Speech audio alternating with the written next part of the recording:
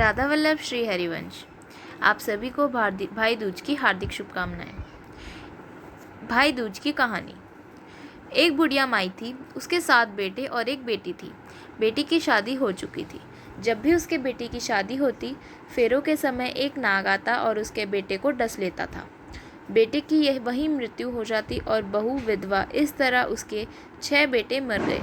7वें की शादी होनी बाकी थी। इस तरह अपने बेटे के मर जाने के दुख से बूढ़ी माई रो रो कर आधी हो चुकी थी। भाई दूज आने को हुई तो भाई ने कहा कि मैं बहन से तिलक करवाने जाऊंगा।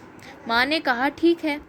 उधर जब बहन को पता चला कि उसका भाई आ रहा है तो वह खुशी से पागल होकर पड़ोसन के पास गई और पूछने लगी कि जब बहुत प्यारा भाई घर आए तो क्या बनाना चाहिए।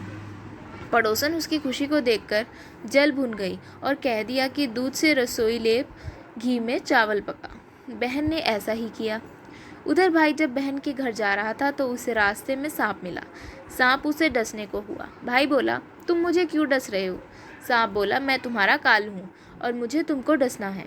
भाई बोला, मेरी बहन मेरा इंतज़ार कर रही है। मैं जब तिलक करवा के वापस लौटूंगा तब तुम मुझे डस लेना।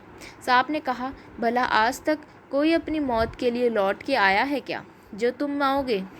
भाई ने कहा, अगर तुझे यकीन नहीं है तो तू मेरे झोले में बैठ जा। जब मैं अपनी बहन के तिलक कर लूँ तब तू मुझे डस लेना। सांप ने ऐसा ही किया।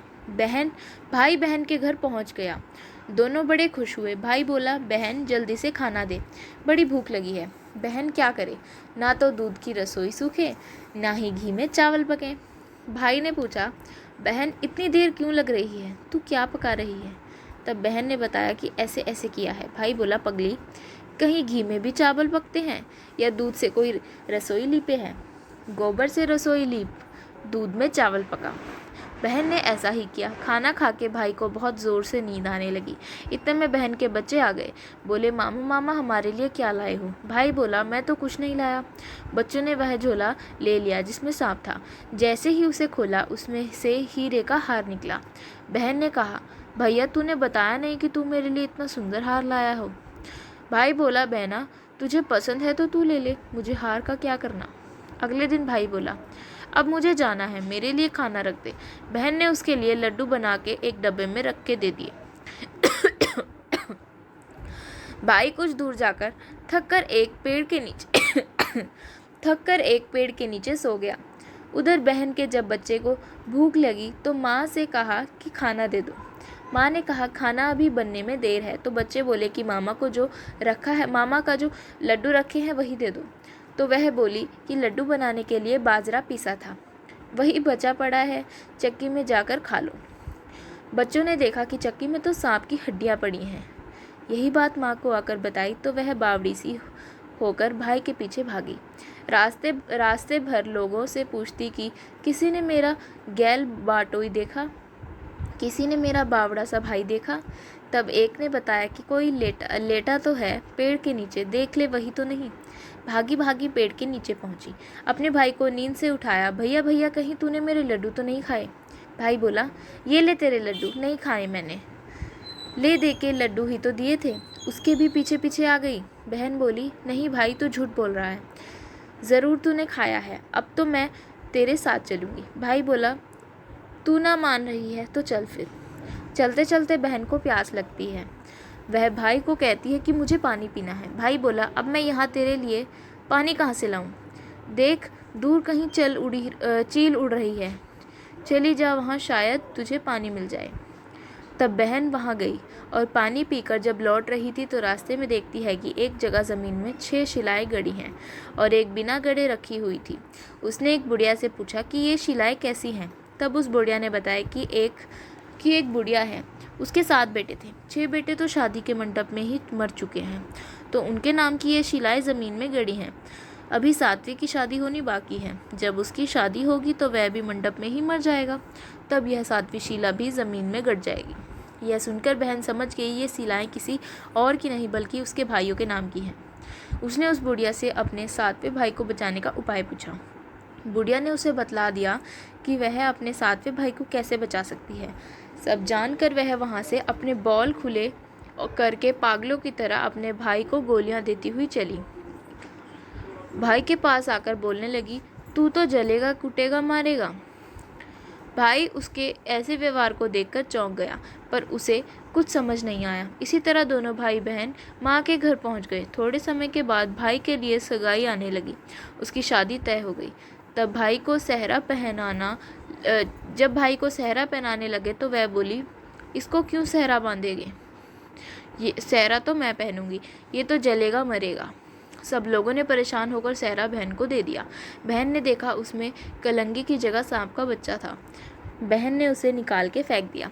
अब जब भाई घोड़ी चढ़ने लगा तो बहन फिर बोली, ये घोड़ी पर क्यों चढ़ेगा? घोड़ी पर तो मैं चढ़ूंगी। ये तो जलेगा, मरेगा, इसकी लाश को चील कौवे खाएंगे। सब लोग बहुत परेशान। सब ने उसे घोड़ी पर भी चढ़ा दिया। अब जब बारात चलने को हुई तब बहन बोली, ये क्यों दरवाजे से निकलेगा? ये तो पीछे के रास्ते से जाएगा, दरवाजे से तो मैं निकलूंगी। जब वह दरवाजे के नीचे से जा रही थी तो दरवाज़ा अचानक गिरने लगा। बहन ने एक ईंट उठाकर अपनी चुनरी में रख ली। दरवाज़ा वहीं की वहीं रुक गया। सब लोगों को बड़वा अचंभा हुआ। रास्ते में एक जगह बारात रुकी तो भाई को पीपल के पेड़ के नीचे खड़ा कर दिया। बहन कहने लगी, ये क्यों छाँव में खड़ा होगा? ये तो धूप में खड़ा होगा, छाँव में तो मैं खड़ी होंगी। जैसे ही वह पेड़ के नीचे खड़ी हुई, पेड़ गिरने लगा। बहन ने एक पत्ता तोड़कर अपनी चुनरी में रख लिया। पेड़ वहीं के वहीं रुक गया। अब तो सबको विश्वास हो गया कि ये बावली कोई जादू टोना सीख कर आई है, जो बार बार अपने भाई की रक्षा कर रही है। ऐसे करते करते फेरों का समय आ गया। जब दुल्हन आई तो उसने दुल्हन के कान में कहा, अब तक तो मैंने तेरे पति को बचा लिया, अब तू ही अपने पति को और साथ ही अपने मरे हुए जेठों को बचा सकती है। फेरों के समय एक नाग आया। वो जैसे ही दूल्हे को डसने को हुआ, दुल्हन ने उसे एक लोटे में भर के ऊपर से प्लेट से बंद कर दिया। थोड़ी देर बाद नागिन लहर लहर करती आई। दुल्हन से बोली, तू मेरा पति छोड़।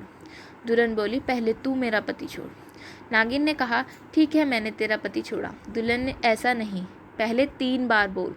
नागिन ने 3 बार बोला, फिर बोली कि अब मेरे पति को छोड़। दुल्हन बोली, एक मेरे पति से क्या होगा? हंसने बोलने के लिए जेठ भी तो होना चाहिए, एक जेठ भी छोड़। नागिन ने जेठ को भी प्राण दे।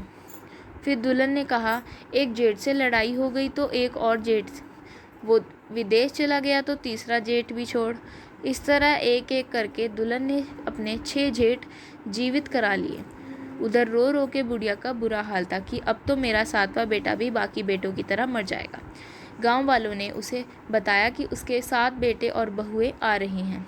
तो बुढ़िया बोली, अगर यह बात सच हो तो मेरी आंखों की रोशनी वापस आ जाए और मेरे सीने से दूध की धार बहने लगे। ऐसा ही हुआ। अपने सारे बहू बेटों को देखकर वह बहुत खुश हुई। बोली, यह सब तो मेरी बावली का किया है। कहाँ है मेरी बेटी? सब बहन को ढूंढने लगे। देखा तो वह भूसे की कोठरी में सो रही थी। जब उसे पता चला कि उसका भाई सही सलामत आया है तो वह अपने घर को चली। उसके पीछे पीछे सारी लक्ष्मी भी जाने लगी। बुढ़िया ने कहा, बेटी पीछे मुड़ के देख, तू सारी लक्ष्मी ले जाएगी तो तेरे भाई भाभी क्या खाएंगे? तब बहन ने पीछे मुड़ के देखा और कहा, जो माँ ने अपने हाथों से दिया वह मेरे साथ चल, बाद बाकी भाई भाभी के पास रहे। इस तरह एक बहन ने अपने भाई की रक्षा की। आशा करती हूँ आपको आज की वीडियो अच्छी लगी होगी। राधा वल्लभ, श्री हरिवंश।